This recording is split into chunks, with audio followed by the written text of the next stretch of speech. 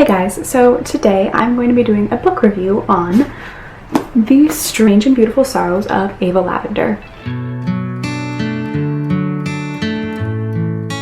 So just as a note before I start my review, I'm just going to give you guys like a basis of how I'm going to do this review.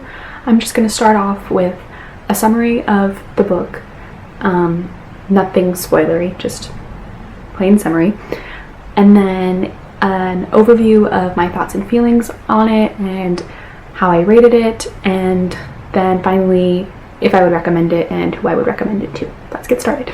So I read this book back in June while I was traveling, and I was actually on a train ride, and I read it in one sitting on the train in about 6 hours. It's about exactly 301 pages long, so they're fairly short, not too long, and I absolutely loved it. The genre is kind of magical realism, which kind of means that the book is fairly realistic, except there are magical, it's not exactly fantasy, but there are magical aspects throughout the novel. For example, the main character, Ava Lavender, was born with wings, and it's kind of unexplained how she was born with wings, and nobody really knows why, but she just was. There are also other magical aspects throughout it. For example, several ghosts make appearances. Some of the characters can sense things like danger, if danger is coming, by smell or by hearing certain sounds, and that's kind of how the magical aspect of the book works. So Ava Lavender narrates the story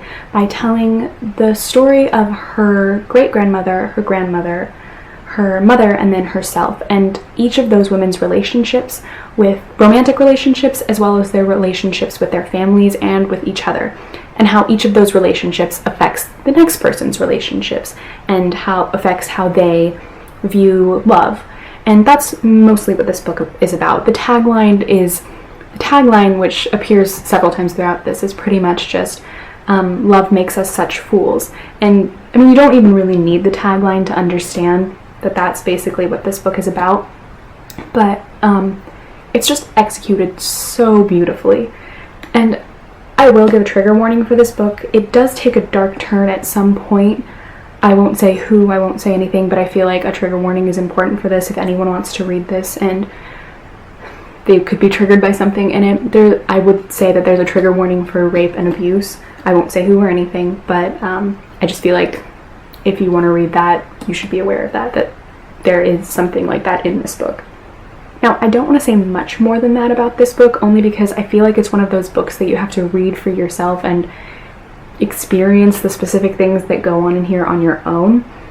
But I will say it is magical realism, and it is about love, essentially, and multiple different types of love, not just romantic love. Now I'm going to go into more of my specific thoughts and feelings on this book. So, like I said, I read this book back in June, and it's been about a month, but or 2 months almost. I read this at the beginning of June, but this book has honestly stuck with me. I think about this almost every single day.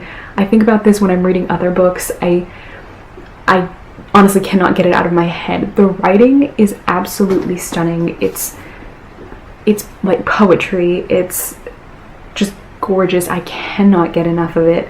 And not only is the writing stunning, but like, can we just like look at this cover? Like, do you see? This is beautiful. And the spine, it's just art. So not only is the cover gorgeous and the writing gorgeous, but the story itself is just absolutely incredible. You read this book and it's like you're honestly transported into another world. And I can't say that about many books. Like, I do feel that way about Harry Potter. I do feel that way about the Infernal Devices series. But there aren't many books where I read it and I feel like I'm legitimately living inside of this world. The town that this story takes place in is so quirky and charismatic, just like all of its characters, but it's also so unique and different and just absolutely incredible. I absolutely loved it. There are just some scenes in this book that have just stuck with me. There's one scene in this book with Vivian Lavender, Ava Lavender's mother, that I could honestly say is probably one of my all-time favorite scenes in any book I have ever read. And if you've read this book, message me and we can talk about what scene that is specifically, because I don't want to spoil anything for anyone. But God, it's such a beautiful, beautiful story. I feel like I'm just repeating myself, but honestly that is all I can say because I love this so much. I gave this book a 5-star rating on Goodreads, and it has honestly become one of my all-time favorite books.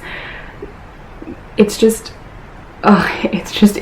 so good. Sorry guys, so my camera died, so if the setup is kind of slightly off, that's just because I had to move my camera to recharge it, so sorry about that, but we are back. If any of you guys have read it, please leave a comment down below. Of course, keep it spoiler free, but leave a comment down below so we can talk about this, because I really need to talk to someone about this book, because I would definitely recommend this book to pretty much anyone. I feel like it's almost a universal recommendation. It's just such a great story, and I feel like it's something almost anybody could enjoy. If you love fantasy and fiction, you would definitely love this because of the magical aspects in it. But also, if you love contemporaries and more realistic stuff, you could also really enjoy this, I think, because it also has that aspect to it, and it just really hit home for me when I read it. And again, I would highly recommend this, honestly, to anybody. If you were looking for something short, something simple, but something beautiful and something that's going to stick with you, please pick this up, because I promise you will not be disappointed. Leslie Walton, keep doing what you're doing, because I am going to pick up any other book you put out. So that's it, guys. That is my review of The Strange and Beautiful Sorrows of Ava Lavender. I hope you guys enjoyed it. Thank you so much for watching, and I will see you in my next video. Bye!